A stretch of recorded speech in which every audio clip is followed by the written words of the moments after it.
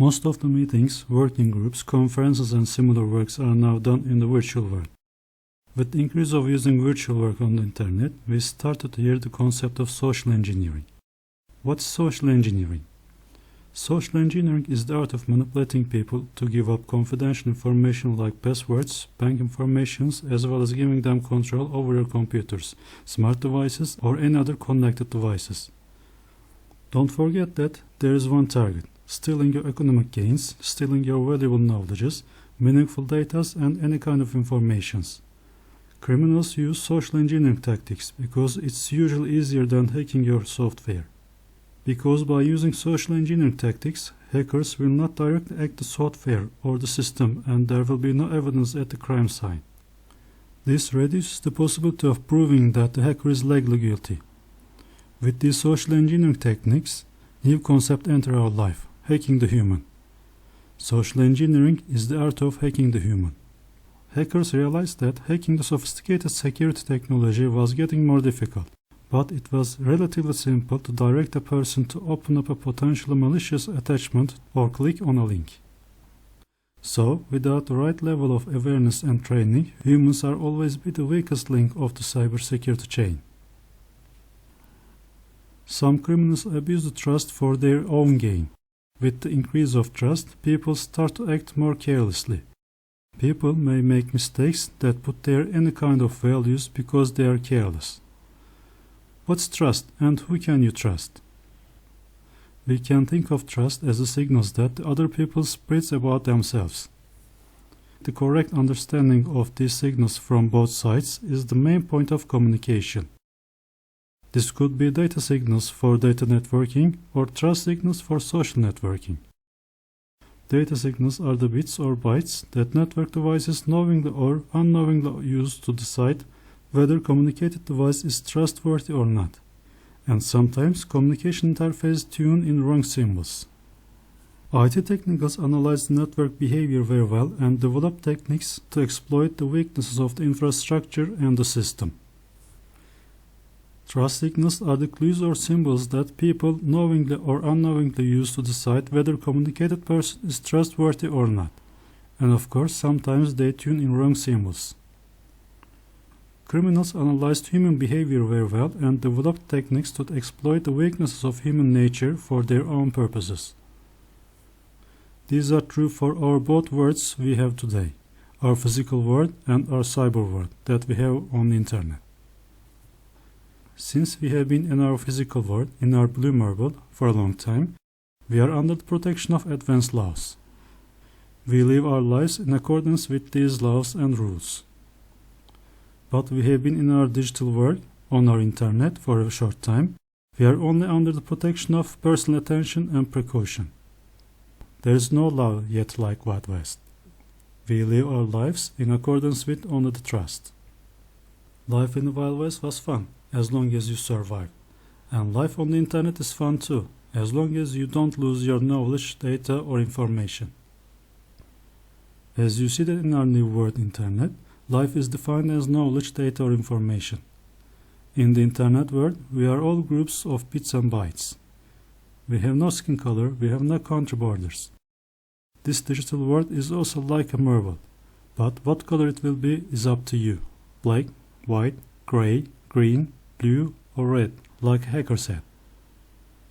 These sets are like Sheriff Star in Wild West, and people try to achieve just in their own way because the laws are not yet clearly defined. Until the laws of the digital world will be prepared and will be implemented, everyone has to be their own sheriff. With this reason, everyone needs to know fundamentals of IT, information technologies, and basic cybersecurity measures. In that case, decide what color you want your hats to be and start learning IT technologies. Black hat, white hat, gray hat, red hat, blue hat, and green hat. These are the different types of hacker symbol in the cybersecurity world. As we mentioned in the previous slide, there are the ones who act by their own rules, where the laws are not clear. In other words, their actions and reactions are correct according to them. At this stage, we can say that the actions they take are also correct for those who look at the same perspective. as we understood that things aren't all that black and white in IT world. It will be good try to understand the digital life with a variety of colors like a real life. What's Black Hat Hacker? Black Hat hackers exploit weaknesses and find a way in stealing money, personal information and other kinds of valuable data.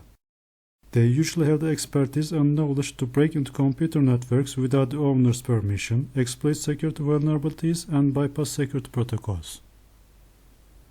What's White Hat Hacker? White Hat hackers keep the people or companies for which they work safely.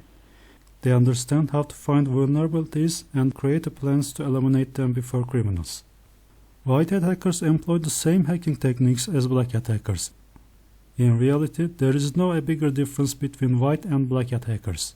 White hat hackers do it with the system's owner permission. Unlike other types of hat colors, white hat hackers do their activities fall within the legal framework. What's gray hat hacker? Gray hat hackers don't have the skills like black hat or white hat hackers. They try to benefit financially. If they find a vulnerability in a system, they do not notify authorities. Gray hat hackers draw the owner's attention to the existing vulnerabilities and they offer to fix it for a fee. What's red hat hacker? Red hat hackers keep the people or companies for which they work safely. They understand how to find vulnerabilities and then create plans to eliminate them before criminals. But they choose extreme and sometimes illegal routes to achieve these goals. Sometimes they take the wrong path to do the right thing. Red hats are the types of hackers who often choose to take aggressive steps to stop black hat hackers by destroying their resources and servers. What's blue hat hacker? Blue hat hackers are outside the security consulting firms who bug test a system prior to its launch. They are looking for exploits and vulnerabilities in Windows operating systems, the name also coming from blue color associated with Microsoft. Closed operating system has its closed hacker community. What's green hat hacker? Green hat hackers are types of hackers who are learning the basics of hacking. They are looking for opportunities to learn from experienced hackers. Green hat hackers are not aware of the consequences of their actions because they do not know how to fix the problems that they cause. That's why they could be harmful for the systems and the victims also. As you know, keeping something under your head is very important for today's world. Sometimes they can also become victims while trying to learn through YouTube videos. So do not try to implement every YouTube videos if your hat is still green. No one pulls something out of a hat without working, understanding and practicing the fundamentals of IT technologies. Otherwise, you will become a mad as a hatter. I think the parts we have mentioned so far have been useful in terms of raising awareness. At this stage, I think, you have started to think what we should personally pay attention to. I would like to share with you the situations that need attention under 10 headings. Keep your software up to date, use antivirus and firewall protection, use strong passwords with two-factor authentication, protect your sensitive data and do not store these data on the cloud. Use your devices securely and do not share with anyone that you do not trust or know. Use your internet connection and Wi-Fi securely and do not share with anyone that you do not trust or know also. Back up your data regularly and do not store this data on the cloud. Do not use public Wi-Fi. Review your online accounts and banking accounts activities regularly. And of course, do not stop learning. I think we can briefly summarize what we have talked about so far. Ransomware, phishing, social media scams, data leakage, inside threats, cloud security challenges, and many other attacking and cracking methods are used by cybercriminals. Training is essential in raising awareness and motivating the human to pay attention to cyber threats and countermeasures. Security awareness needs to be done ongoingly and ensure that users are kept up to date with the latest threats. As I told you before, everyone needs to know fundamentals of information technologies and basic cybersecurity measures. Decide what color you want your hat to be and start learning IT technologies. But despite all this, do not forget that cybercriminals have always been one step ahead. Human psychology in the attack strategies is the strongest pivot for the criminals. If criminal is working on basic human traits like curiosity, fear, desire, rage, anxiety, and other feelings, victim can be easily directed. Human-centered security starts with understanding the risks which related to interaction with technology. After that, understanding the psychological triggers may lead to security awareness. By understanding the security awareness with the right training, humans become a strongest chain ring.